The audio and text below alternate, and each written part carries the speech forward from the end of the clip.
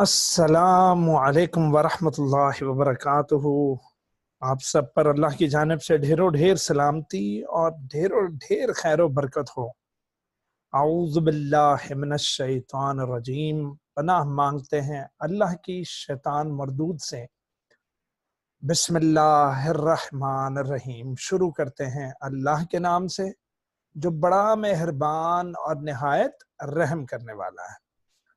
Class second year, chapter number 16, support and movement, lecture number 9, muscles के साथ मैं हाजिर हूं। किसके साथ मेरा बेटा? मसल्स। किसके साथ जनाब? मसल्स। तो जी हाँ, मसल्स के साथ मैं हाजिर हूं। तो ये हमारा टॉपिक है जी मसल्स।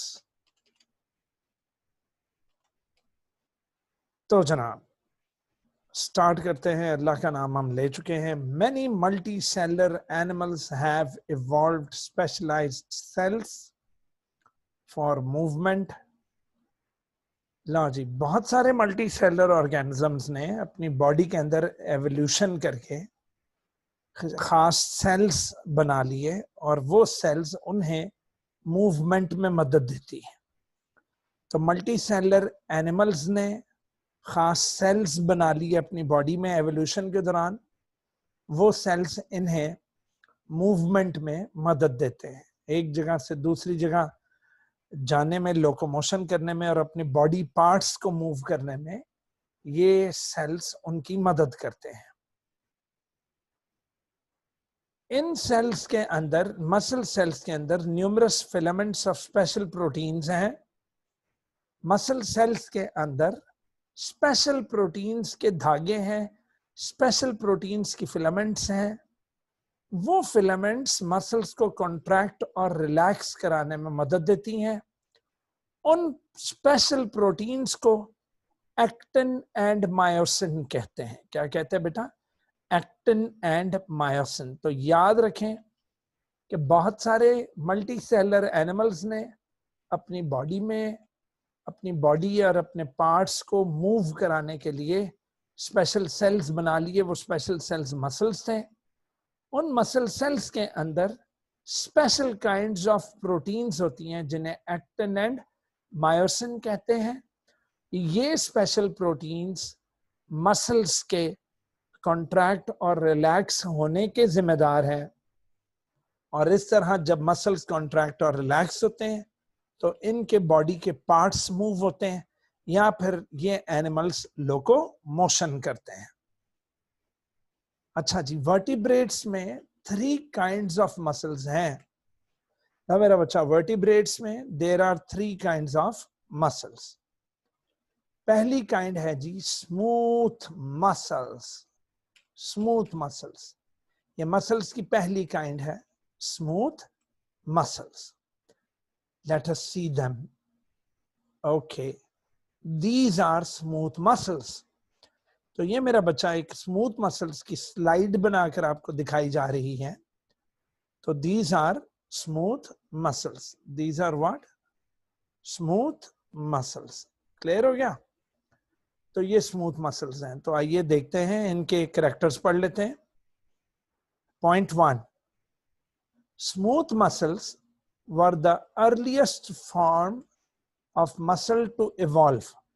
तो पुत्र, जब जानदारों में मसल्स स्टार्ट हुए तो सबसे पहले मसल की टाइप जानवर में आई, एनिमल में जो सबसे पहली जो मसल की टाइप आई वो स्मूथ मसल्स हैं। याद रखें, फॉसिल्स वाइज वो ऑर्गेनिज्म बहुत पुराने हैं जिनमें स्मूथ मसल्स पाए जाते हैं। तो आप समझ लें कि स्मूथ मसल्स की शुरुआत जो थी वो स्मूथ मसल्स पे हुई है। मसल्स की शुरुआत किस पर हुई है मेरा बेटा? Smooth muscles.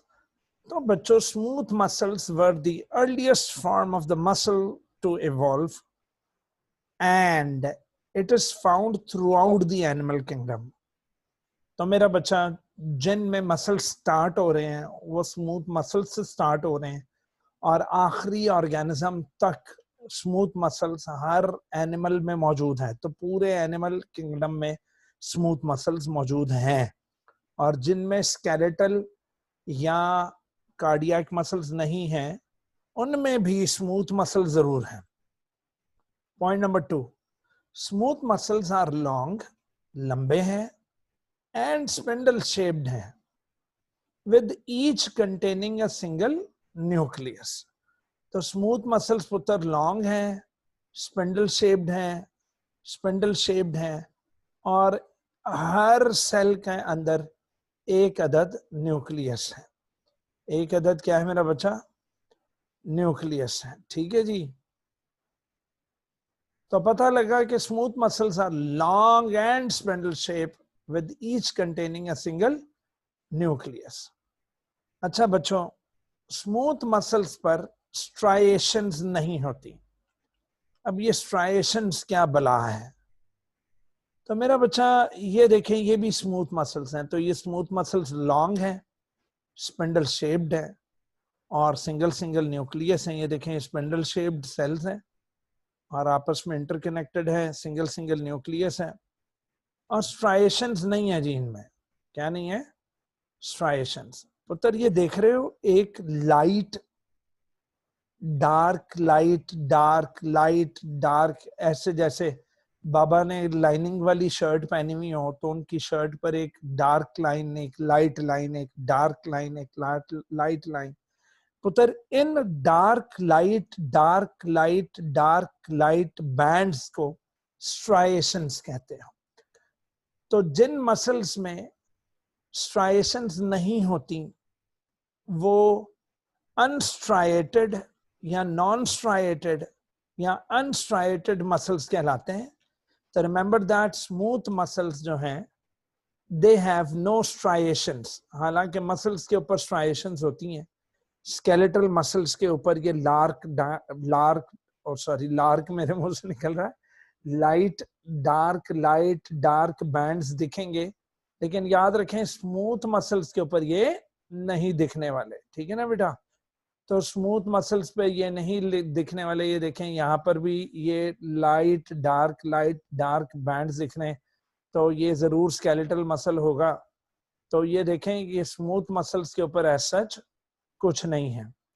तो स्मूथ मसल्स की एक और डायग्राम हमने अभी देखी थी थोड़ी देर पहले, उन पर भी अगर हम देखें तो किसी किस्म की कोई स्ट्राइएशंस नहीं है। ठीक है मेरा बच्चा? तो स्ट्राइएशंस नहीं होती स्मूथ मसल्स के ऊपर, स्ट्राइएशंस नहीं है। So these are non striated या unstriated muscles. It is not under voluntary control. और हाँ, स्मूथ मसल्स हमारे मर्जी से भी काम नहीं करते। फॉर एग्जाम्पल, हमारा जो स्टमक है वो स्मूथ मसल्स का बना है।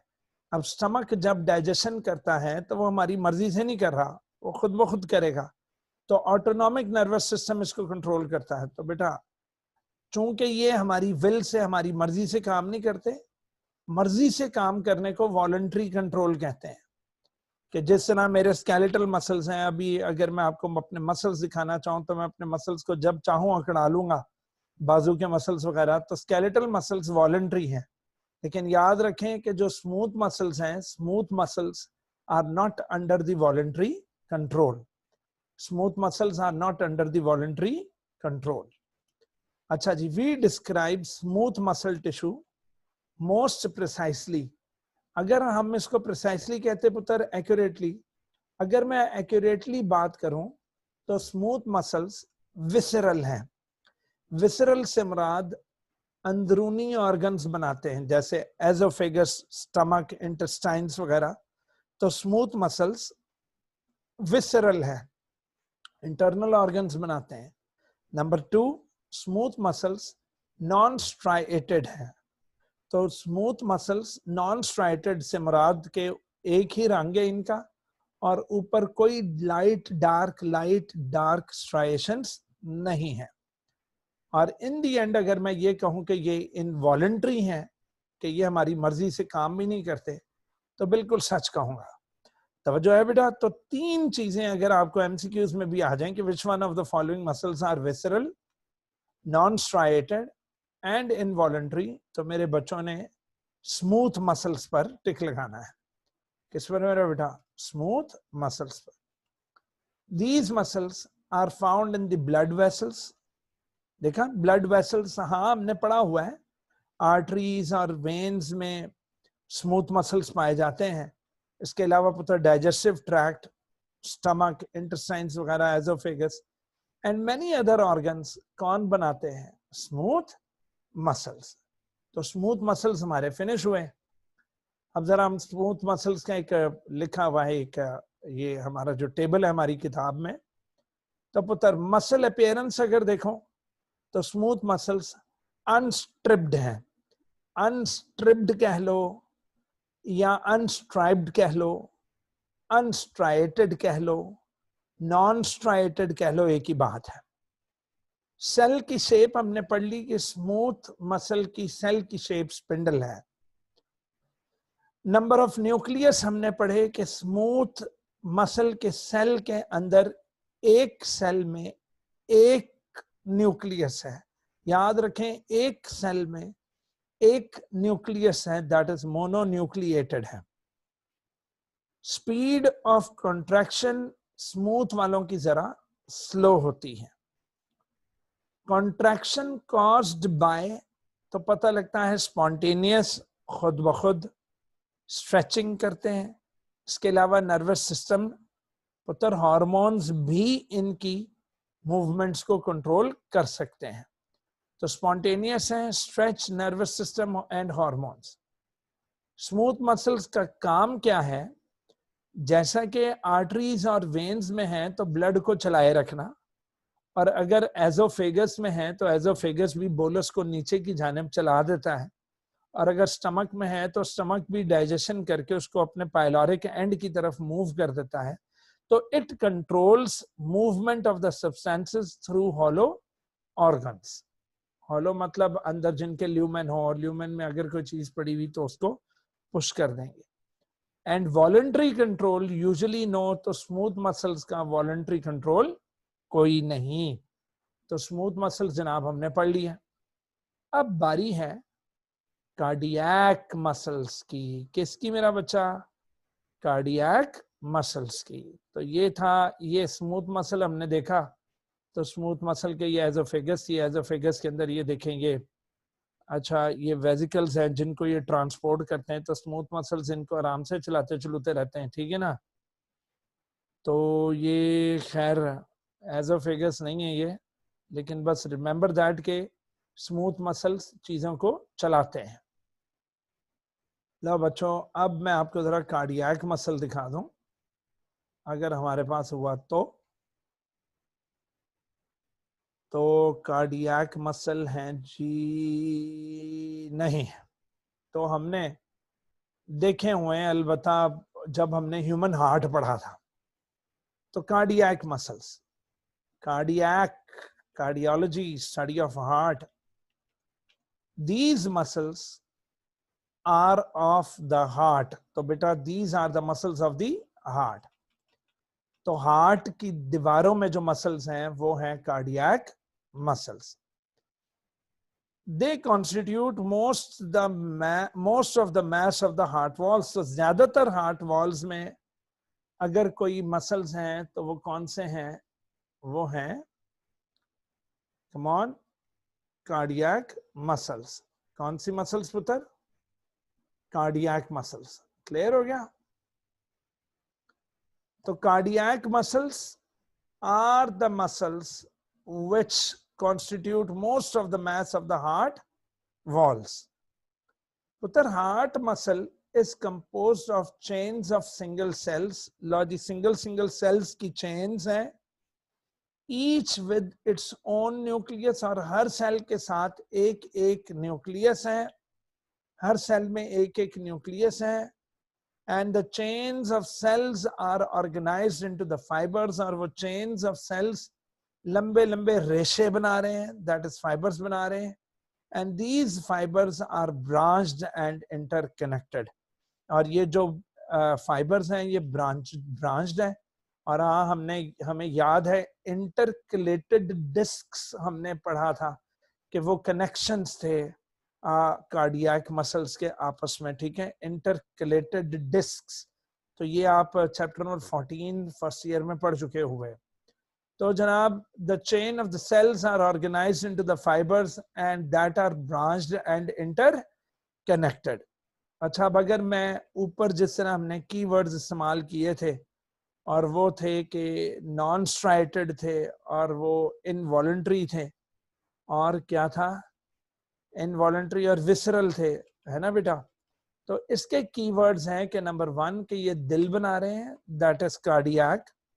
नंबर 2, ये स्ट्राइटेड है, इन पर लाइट डार्क शेड्स आपको दिखते हैं, तो लिहाजा ये स्ट्राइटेड है, ये स्ट्राइप्ड है। एंड लेकिन इनवॉलंटरी हैं, क्योंकि कार्डियक मसल्स भी हमारी मर्जी के बगैर, हमारी विल के बगैर कॉन्ट्रैक्ट और रिलैक्स होते हैं, कॉन्ट्रैक्ट एंड रिलैक्स होते हैं। क्लियर हो गया मेरा बच्चा? और अब आ रहा है जनाब वेरी इंपॉर्टेंट टॉपिक, और वो है स्केलेटल मसल्स। तो स्केलेटल मसल्स पढ़ने से पहले जरा हम टेबल में देख लें कि कार्डियक के बारे में क्या है लॉजिक। मसल अपीयरेंस इर्रेगुलर है, मगर पुत्र स्ट्राइप्स हैं, स्ट्राइटेड हैं मगर इर्रेगुलर स्ट्राइप्स हैं, यानी कि कोई खास पैटर्न नहीं है, लेकिन डार्क लाइट बैंड्स हैं। अच्छा, सेल की शेप स्मूथ की स्पिंडल थी, कार्डियक मेरा बच्चा ब्रांच्ड है, ठीक है।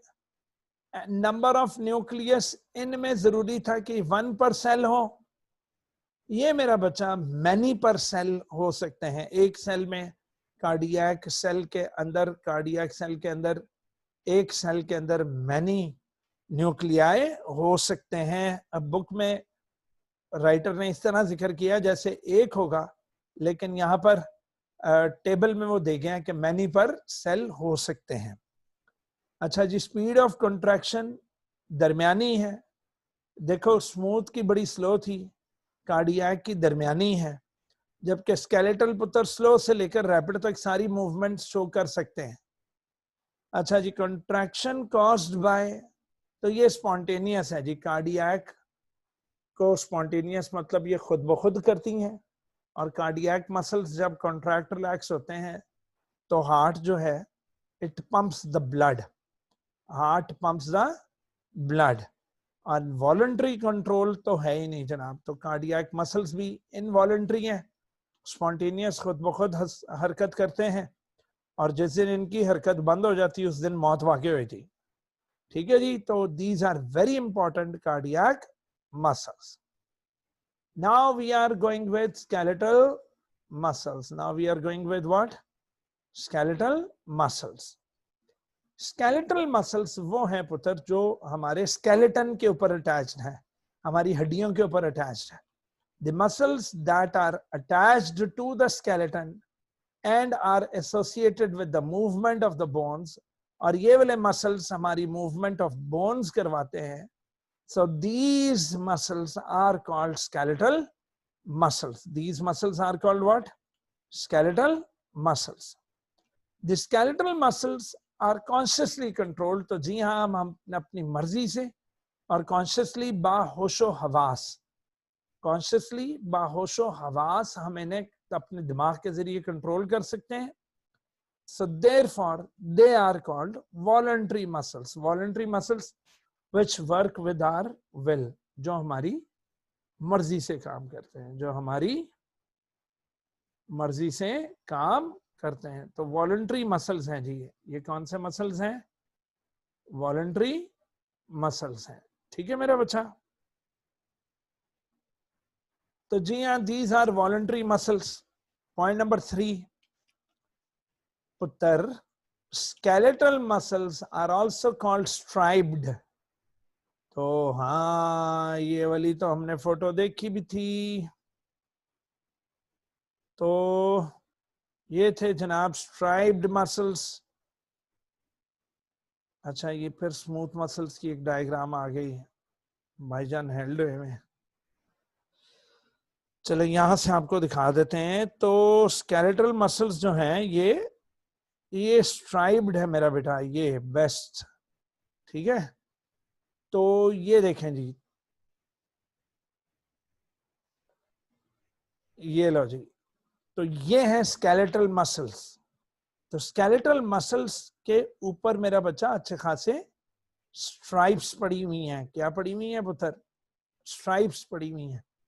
तो यहां भी आपको अच्छे तरीके से नजर आ सकता है। यहां पर हम आपको दिखा देते हैं, खुल जा सिमसेम। ये देखें, ये इनके ऊपर भी लाइट एंड डार्क बैंड्स हैं। खैर इधर ज्यादा क्लियर नहीं हो रहा। खैर, skeletal muscles are also called striped or striated muscles kaiku because क्योंकि they show alternate light and dark bands। इनमें लाइट और डार्क बैंड्स दिखाई देते हैं। लाइट एंड डार्क बैंड्स दिखाई देते हैं। लो जी, एग्जांपल्स आपके ह्यूमरस की बैक साइड पे ट्राइसेप्स और ह्यूमरस की फ्रंट साइड पे बाइसेप्स मसल्स जो हैं, ये स्केलेटल मसल्स हैं। अच्छा पुत्र, हम लोग ये 10th से पढ़ते आ रहे हैं कि each end of the entire muscle, muscle के जो दोनों एंड्स हैं वो बोन से अटैच्ड होते हैं। बोन से क्या होते हैं? अटैच्ड होते हैं। अच्छा, मसल बोन से कैसे अटैच होता है?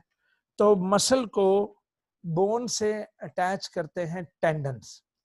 तो यहाँ पर अगर कोई पूछे कि व्हाट आर टेंडन्स, तो आपने कहना है कि each end of the entire muscle is attached to the bone by bundle of collagen. ला जी, what are tendons? Tendons are bundle of collagen, non elastic fibres. तो bundle of collagen, non elastic fibres known as tendons। Tendons are bundle of collagen non-elastic fibers which attach muscles to the bone, which attach muscles to the bone। लो पुत्र जी, अगर हम इस वाली diagram में देखें तो ये मेरा बच्चा मसल का बंडल है, और मसल के बंडल के अंदर अगर हम देखें तो ये देखो जी, ये मसल बंडल है। अच्छा पुत्र, मसल बंडल के अंदर जिस तरह सिगरेट की डब्बी खोलो तो अंदर सिगरेट नहीं पड़े हुए होते, तो इसी तरह अगर मैं एक बंडल को काट कर देखूं तो बंडल के अंदर पुत्र हमें इस तरह के छोटे छोटे कुछ सिलेंड्रिकल से ये स्ट्रक्चर्स मिलेंगे, जिनको हम पकड़कर खींच कर बाहर भी निकाल सकते हैं मेरा बेटा।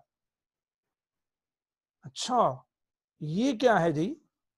तो पुत्र जी, मसल बंडल के अंदर, मसल बंडल के अंदर ये जो लंबी सी चीज जिसको मैंने खींच कर बाहर निकाला है, ये है मसल सेल। अगर आप यहाँ पर मेरा ये हाथ देख सकें तो ये मसल के सेल्स हैं। मसल बंडल के अंदर मसल के सेल्स हैं पुत्र। ये सेल लंबे लंबे हैं, फाइबर नुमा है, इंतहाई लंबे हैं। ये देखिए, मैंने एक सेल को पकड़कर खींच कर बाहर निकाला हुआ है।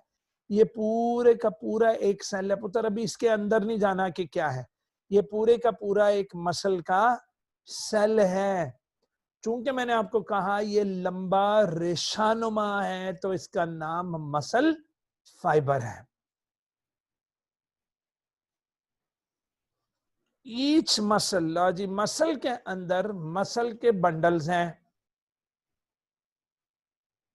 तो ठीक है, ये था मसल, मसल के अंदर ये थे मसल बंडल्स। बेटा ये जो इधर जो हुई हुई ना लेबलिंग, इसको नहीं आपने देखना, आपने बस मेरे अल्फाज सुनने, क्योंकि मैंने आपको बुक वाला समझाना है। तो ये था मसल, मसल के अंदर बंडल से एक बंडल को हमने बाहर निकाला।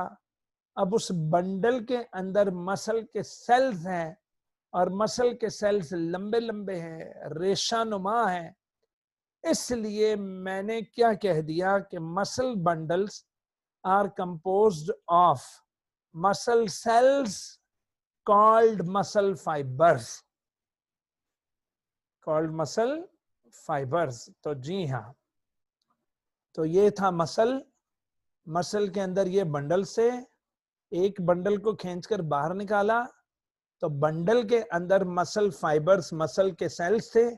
अब एक सेल को मैंने बाहर निकाल लिया है, एक सेल को मैंने बाहर निकाल लिया है, तवज्जो है बेटा।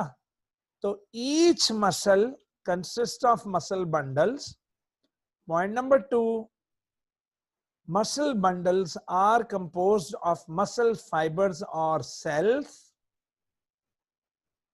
अब आ जाओ कि अब हम पढ़ने लगे हैं कि ये मसल फाइबर कैसा है। तो मसल फाइबर को जनाब पढ़ते हैं, ये रहा जी मसल फाइबर। लें जी, खुल जा सिम सिम, लो पुत्र, ये है मेरा बच्चा मसल फाइबर। अच्छा, ये अंदर वाले नहीं, एक मिनट जरा मैं आपको और कोई दिखा दूं। चलो ये वैसे वही बनती है, चलो पहले ये देख लो। लो पुत्र, ये मसल फाइबर है एक। क्या है मेरा बेटा? Muscle fibre. तो अब सुनो, हर सेल के बाहर सेल मेम्ब्रेन होती बेटा। हर सेल के बाहर क्या होती है? Cell membrane. तो जी हाँ, इसके बाहर भी ये जो जहां पर मेरा एरो है, ये सेल मेम्ब्रेन है इसकी। क्या है मेरा बेटा? Cell membrane. इस सेल मेम्ब्रेन को कहना आपने sarcolemma. Muscle cell muscle fibre की मेम्ब्रेन का नाम है सार्कोलेमा। तो ये रही सार्कोलेमा। लो पुत्र, ये है सार्कोलेमा। ये प्लीज आपने मेरा ना एरो देखना है और कहीं नहीं देखना। तो ये देखो, ये सार्कोलेमा उन्होंने लेबल भी की हुई है। तो सार्कोलेमा ये रही।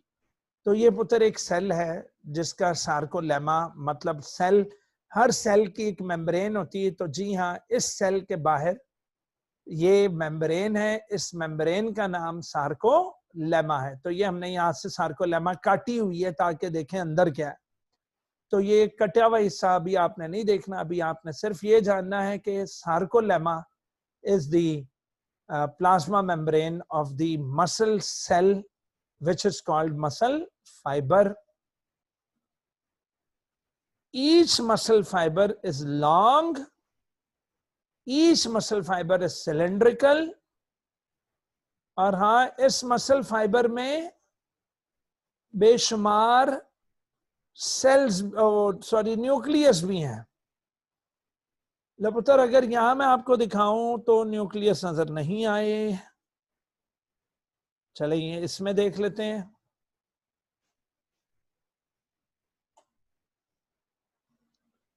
खुल जा सिम सिम। ओके, ये देख रहे हैं आप, ये तो ये जो लाल कलर की है ये सार्कोलेमा है। अब मैंने इस सेल की यहां से सार्कोलेमा पुत्र रिमूव की हुई है, तो अभी इधर नहीं देखना। ये सार्कोलेमा है, ये पूरा एक मसल फाइबर है, पीछे तक जा रहा है, लंबा है। अच्छा पुत्र, सार्कोलेमा के ऊपर छोटे छोटे दाने निकले हुए होंगे। वो दानों को मैंने देखा कि जहां आप मेरा हाथ देख सकें, यहां, तो वो दाने क्या थे कि सार्कोलेमा के बिल्कुल अंदर अंदर की जानिब न्यूक्लियस मौजूद है बेटा। और एक मसल फाइबर में ढेरों ढेर न्यूक्लियस मौजूद होते हैं just below the sarcolemma, just below the sarcolemma. तो पुत्र, each muscle fibre is long, it is cylindrical cell with multiple oval nuclei arranged just beneath the sarcolemma. Sarcolemma जो कि प्लाज्मा मेम्ब्रेन थी, उस प्लाज्मा मेम्ब्रेन के बिल्कुल नीचे वो न्यूक्लियस होंगे, और न्यूक्लियस की वजह से वो सार्कोलेमा कई जगहों से उभरी भी होगी। आप ऊपर हाथ लगाओ तो वो लगेगा जैसे अंदर कोई चीज है, तो वो चीज अगर आप खोल कर देखो तो वो न्यूक्लियस होगा। क्या होगा पुत्र? Nucleus. Skeletal muscle fibres are huge cells. तो वो हमें पता लग रहा है भाई जी, ये बड़े ह्यूज ह्यूज सेल्स हैं। तो ये पूरे पूरे मसल के अंदर ये सेल पाए जाएंगे। तो मसल फाइबर मौजूद है मसल बंडल में, और मसल बंडल मौजूद है पूरे के पूरे मसल में, पूरे के पूरे मसल में। तो skeletal muscle fibres are huge cell. अगर कोई आपसे पूछे कि मसल फाइबर या मसल सेल का डायमीटर कितना होता है, तो आपने कहना है 10 से लेकर 100 माइक्रोमीटर तक होता है। अब ये डायमीटर क्या बला है रे बाबा, तो डायमीटर मेरा बच्चा यहां से लेकर यहां तक, ये पूरा डायमीटर, ये एक मसल फाइबर का डायमीटर है। तो जो है बेटा, चूंकि ये पूरा सिलेंडर मसल फाइबर है, तो अगर मैं यहां से लेकर यहां तक इसका लेंथ पूरी की पूरी मैं नोट करूं, तो वो 10 से लेकर 100 माइक्रोमीटर तक मसल फाइबर का डायमीटर होता है।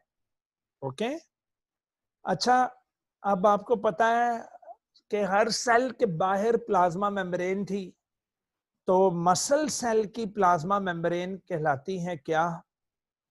अभी अभी हमने पढ़ा सार्कोलेमा कहलाती है। क्या कहलाती है मेरा बच्चा? सार्कोलेमा। तो पुत्र अगर मैं सार्कोलेमा रिमूव करूं तो अंदर से जरूर साइटोप्लाज्म निकलना चाहिए। तो हाँ मेरा बच्चा, अंदर फ्लूइड ही फ्लूइड होता है, वो फ्लूइड कहलाएगा सार्कोप्लाज्म। तो आम सेल का साइटोप्लाज्म, मसल सेल का सार्कोप्लाज्म। मसल सेल को क्या बोलते हैं पुत्र? सार्कोप्लाज्म। आम सेल का साइटोप्लाज्म, मसल सेल का सार्कोप्लाज्म। तो सबसे बाहर मसल सेल की प्लाज्मा मेम्ब्रेन जिसका नाम सार्कोलेमा है। सार्कोलेमा को पुत्र जब मैंने रिमूव किया तो अंदर से साइटोप्लाज्म निकला जिसका नाम था सार्कोप्लाज्म। तो sarcoplasm of the muscle fibre is similar to the cytoplasm of the other cells. आम सेल की सेल मेम्ब्रेन, मसल सेल की सार्कोलेमा, आम सेल का साइटोप्लाज्म, मसल सेल का सार्कोप्लाज्म। सार्कोप्लाज्म में अल्लाह ताला ने ढेर सारा अमाउंट ऑफ स्टोर्ड ग्लाइकोजन रखा हुआ होता है, और मसल सेल के सार्कोप्लाज्म में एक यूनिक, जिस तरह हमारे ब्लड में हीमोग्लोबिन होती है, इसी तरह मसल सेल या मसल फाइबर के अंदर एक ऑक्सीजन बॉन्डिंग प्रोटीन है जिसका नाम मियोग्लोबिन है। तो जी हाँ, हमारे ब्लड में है हीमोग्लोबिन, मसल के सार्कोप्लाज्म में है मियोग्लोबिन। हीमोग्लोबिन की जगह क्या है मेरा बच्चा? मियोग्लोबिन।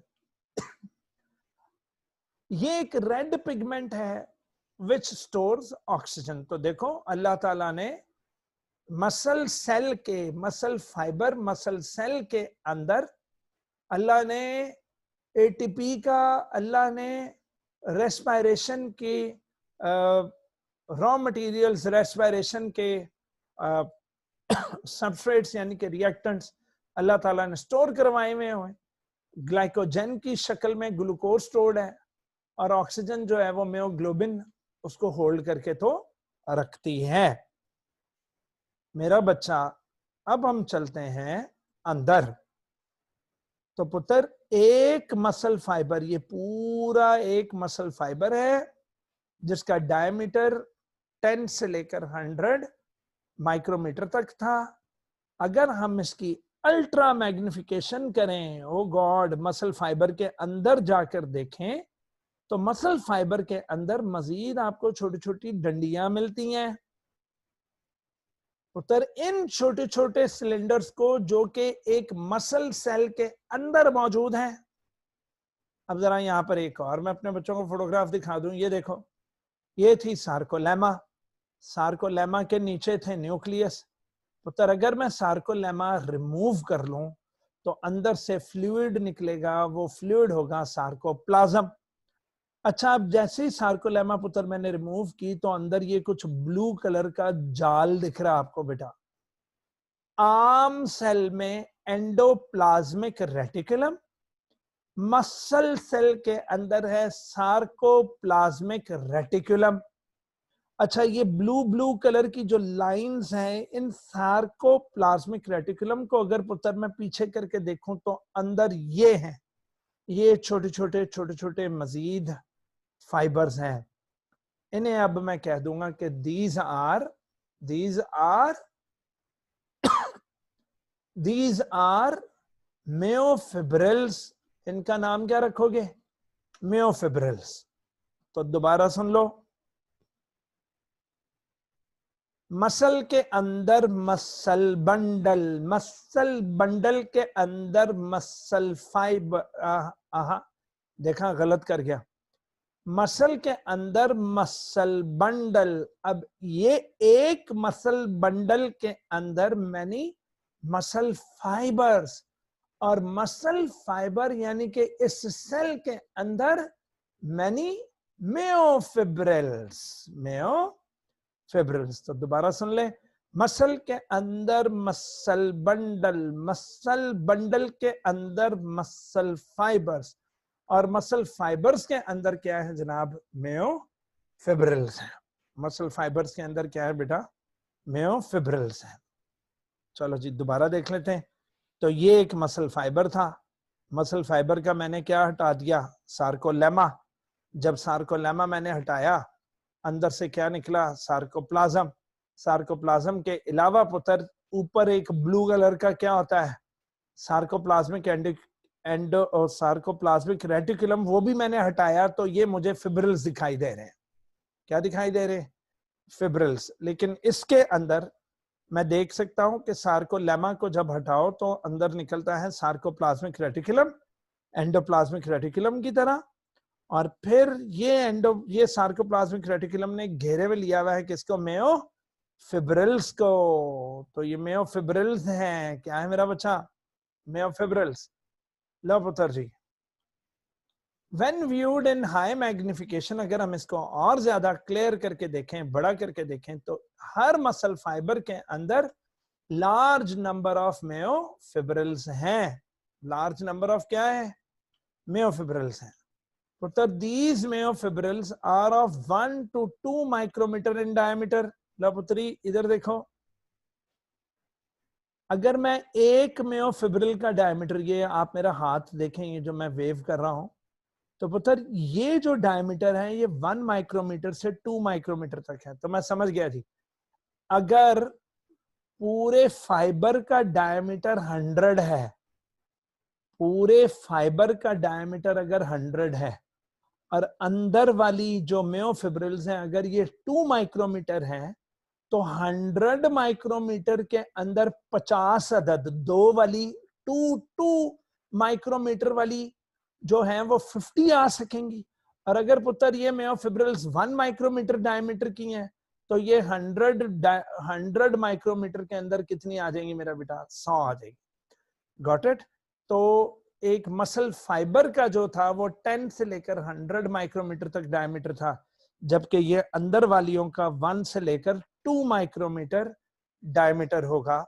And they run in parallel fashion, और ये वाकई ये पैरेलली, मतलब पैरेलली एक दूसरे को इंटरसेक्ट नहीं करती हैं, और ये पूरे मसल फाइबर में दौड़ती हैं, पूरे मसल फाइबर में ये दौड़ती हैं। ठीक है मेरा बच्चा? ये पूरे मसल फाइबर में दौड़ती हैं। ये देखें पूरे मसल फाइबर में ये दौड़ रही हैं, तो ये म्योफिब्रिल्स पैरेलल फैशन में पूरे मसल फाइबर में दौड़ेंगी। And extend the entire length of the cell, entire length of the cell. ला मेरा बच्चा, अब अगर मैं अंदर से बाहर चलूं, चलो फिर अंदर से बाहर चलते हैं। म्योफिब्रिल्स हैं 1 to 2 माइक्रोमीटर इन डायमीटर है, 50 या 100 आपस में मिलकर सार्कोलेमा जब इन्हें घेर लेता है, तो सार्कोलेमा जब म्योफिब्रिल्स को घेरा हुआ हो तो एक मसल सेल कहलाता है। आम सेल्स में ऑर्गेनेल्स होते हैं, माशाल्लाह मसल सेल के अंदर म्योफिब्रिल्स हैं। तो सार्कोलेमा बाहर से घेर कर इनको मसल फाइबर या मसल सेल बनाता है। Bundles of these fibers are enclosed. Bundles of these fibrils, myofibrils are enclosed by the muscle membrane called sarcolemma. तो sarcolemma ने एक muscle fiber इनको बनाया हुआ है। The myofibrils consist of smaller contractile units called sarcomeres. अब ये sarcomeres क्या होते हैं ये पढ़ेंगे इंशाल्लाह कल के लेक्चर में। तो हमारा आज का लेक्चर यही था। तो दोबारा सुन लें, आज के लेक्चर को बड़ा इजी सा था कि ये स्केलेटल मसल है और स्केलेटल मसल के अंदर ये बंडल्स हैं। अच्छा, एक बंडल को बाहर निकाला तो बंडल के अंदर मसल सेल्स हैं, दैट इज मसल फाइबर। एक फाइबर को बाहर निकाला तो फाइबर के अंदर मेयोफिब्रिल्स हैं। मेयोफिब्रिल्स को किसने कैद किया हुआ है? सार्कोलेमा ने। अच्छा, सार्कोलेमा के बिल्कुल नीचे न्यूक्लियस है, ढेर सारे न्यूक्लियस होते हैं।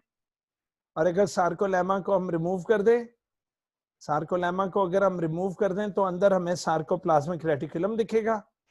और हाँ, अंदर साइटोप्लाज्म जो होता है मसल फाइबर का, वो सार्कोप्लाज्म कहलाता है। सार्कोप्लाज्म के अंदर ढेर सारी स्टोर्ड ग्लाइकोजन होगी और एक ऑक्सीजन स्टोरिंग एक प्रोटीन होगी जिसका नाम मेयोग्लोबिन होगा। और इस तरह